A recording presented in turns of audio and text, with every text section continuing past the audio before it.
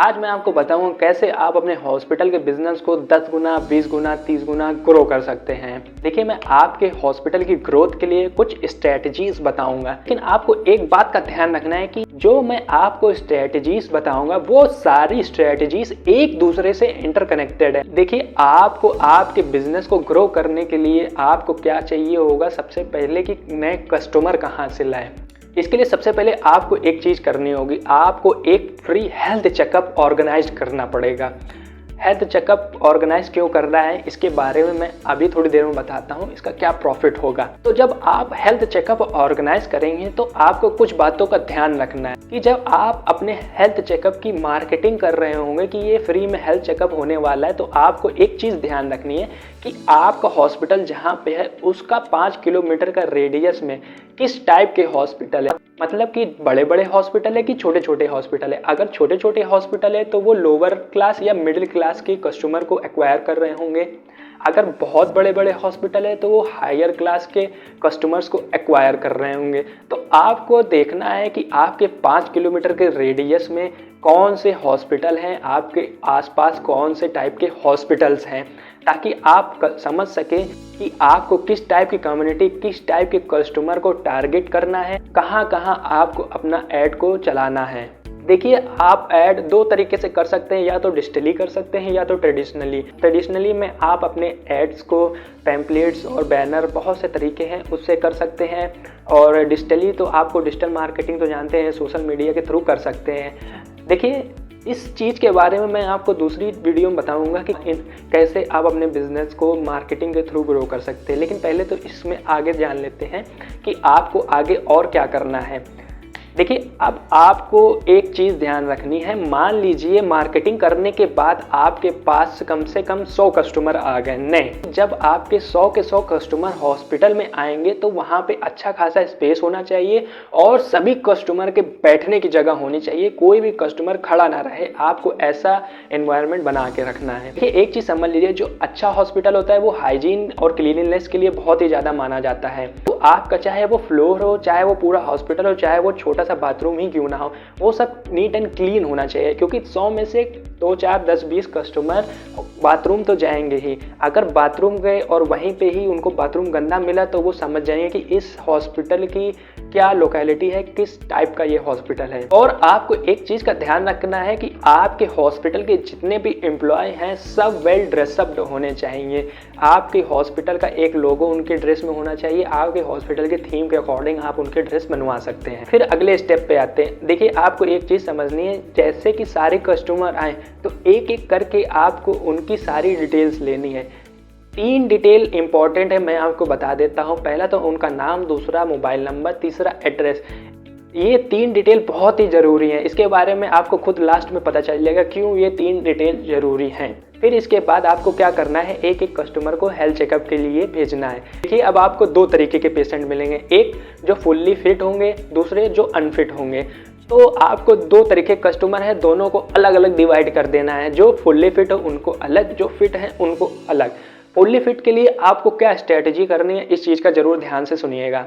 Fully fit जो है तो उनके लिए आपको एक सर्टिफिकेट बनाना है, अनफिट के लिए भी सर्टिफिकेट बनाना है। उसमें आपके हॉस्पिटल का नाम और सारी डिटेल होनी चाहिए, और फिट है ये कस्टमर, इनका नाम वगैरह और इनके बारे में सारी डिटेल उसमें होनी चाहिए। जो फुल्ली फिट हैं इनको बैठालना है और बताना है कि सर कॉन्ग्रेचुलेशन, आप फुल्ली फिट हैं। आपको हमारे हॉस्पिटल की तरफ से एक छोटा सा डिस्काउंट दिया जाता है कि आप और आपके फैमिली मेम्बर, आपके माता पिता या फिर आपके बच्चे, जितने भी फैमिली मेम्बर हैं आपकी फैमिली में ब्लड रिलेशन वाले ही, यहाँ पे मैं ब्लड रिलेशन की बात कर रहा हूँ, चाचा ताऊ वाऊ की बात नहीं कर रहा हूँ।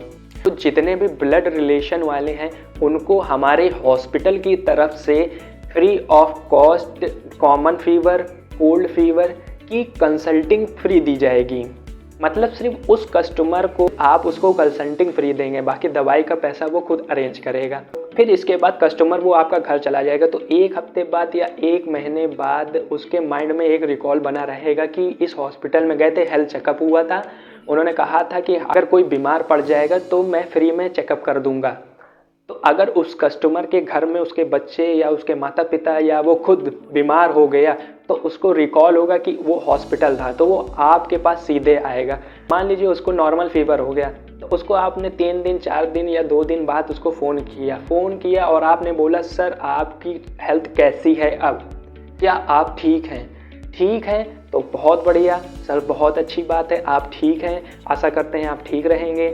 तो इससे भी उसके माइंड में बहुत ही अच्छी तगड़ी रिकॉल वैल्यू बनेगी। पता है क्या बनेगी? अगर सोचिए मैं खुद किसी हॉस्पिटल में गया और हॉस्पिटल से फ़ोन आया कि आपकी तबीयत कैसी है, तो एकदम ऐसा लगेगा कि मान लीजिए कि ये मेरा बड़ा भाई या छोटा भाई के तरीके मेरे को ट्रीट कर रहा है।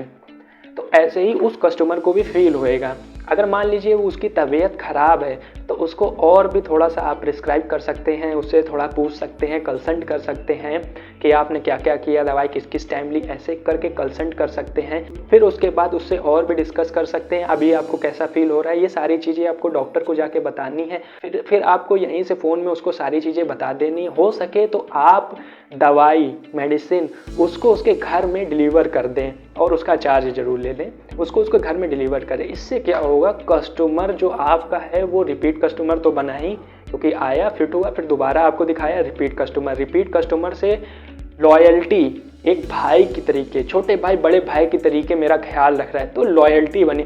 लॉयल्टी से अब क्या होगा, अब ये आपका कस्टमर बनेगा एडवोकेट। एडवोकेट मतलब कि जाने अनजाने में वो आपकी फ्री में पब्लिसिटी करेगा।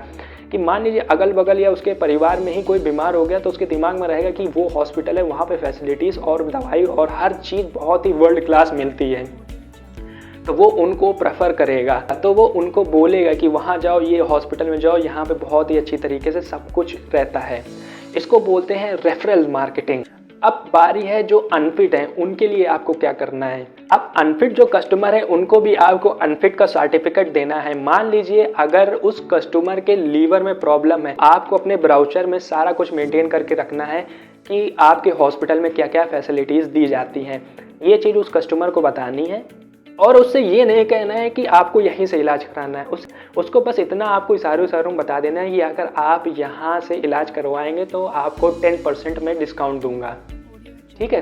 लेकिन जब अगर कस्टमर ने आपके हॉस्पिटल में इलाज नहीं करवाया तो आपको एक चीज़ का ध्यान रखना है, आपको उसके हेल्थ से रिलेटेड एक डाइट प्लान कर देनी है कि उसको एक हफ्ते क्या खाना है क्या नहीं खाना है। और फिर उसके बाद जब वो कस्टमर घर चला जाएगा और एक हफ्ते बाद आप उसको फ़ोन करिए कि सर अब आपकी तबीयत कैसी है, क्या आप उस डाइट को फॉलो कर रहे हैं, ये सारी चीज़ें पूछनी है। तो कस्टमर के दिमाग में रिकॉल वैल्यू तो यहाँ से भी बनेगी थोड़ी बहुत कि ये मेरा ख्याल रख रहा है। तो वे ना चाहते हुए भी उसके दिमाग में ये आ जाएगा कि जब ये इतना ख्याल दे रहा है, ऐसी फैसिलिटीज़ हमको फ्री में दे रहे हैं, तो जब मैं इनसे करवा लूँगा तो और अच्छी फैसिलिटीज़ देंगे, जाहिर सी बात है।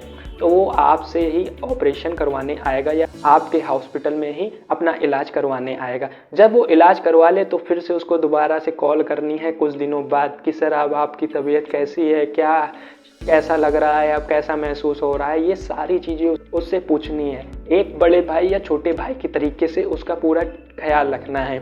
इससे फिर से यही होगा, जो कस्टमर था वो आपका रिपीट कस्टमर बना, रिपीट कस्टमर से लॉयल बना, लॉयल से अनजाने अनजाने में वो एडवोकेट बन जाएगा, अनजाने अनजाने में आपके हॉस्पिटल की पब्लिसिटी करने लगेगा, अपने आस पड़ोस में बताने लगेगा कि वो हॉस्पिटल में बहुत सारी चीज़ें, बहुत सारी फैसिलिटीज़ हैं, बहुत अच्छा हॉस्पिटल है, ये सब अपने आप से करने लगेगा। बट आपके दिमाग में ये आ रहा होगा कि आप अगर हॉस्पिटल के मालिक हैं या आप डॉक्टर हैं तो आप तो फ़ोन मिलाएंगे नहीं। आपको क्या करना है, आपको कस्टमर सर्विस के लिए कुछ लोग रख लेने हैं, या तो इन हाउस कर लीजिए या तो आउट हाउस कर लीजिए, या तो हॉस्पिटल के अंदर ही कोई कस्टमर सर्विस का बना लीजिए या तो बाहर 2-3 लोग, जिस हिसाब से आपका हॉस्पिटल, अगर बहुत बड़ा हॉस्पिटल है तो 10 से 12 लोग रख लीजिए, 20 लोग रख लीजिए। अगर छोटा मोटा हॉस्पिटल है तो 2 से 3 लोग में भी काम चल जाएगा। देखिए ये वीडियो बहुत बड़ी बन जाएगी अगर मैं ऐसे बताता रहूँगा, क्योंकि मेरे अंदर बहुत सी चीज़ें हैं बताने के लिए। अब हॉस्पिटल के ग्रोथ को लेके पार्ट 2 वीडियो बनाएंगे कि और क्या ऐसा कर सकते हैं जिससे आपके हॉस्पिटल को ग्रोथ मिल सकती है। लेकिन अब आप ये चीज़ समझिए, आपका किसी भी तरीके का बिजनेस हो उसको ज़रूर मुझे कमेंट में डालिए, मैं उसके ऊपर वीडियो ज़रूर बनाऊँगा, इसकी मैं गारंटी लेता हूँ। मेरी इस वीडियो को देखने के लिए और मेरी सारी स्ट्रेटजीज़ को अपनाने के लिए आप सभी का बहुत बहुत धन्यवाद।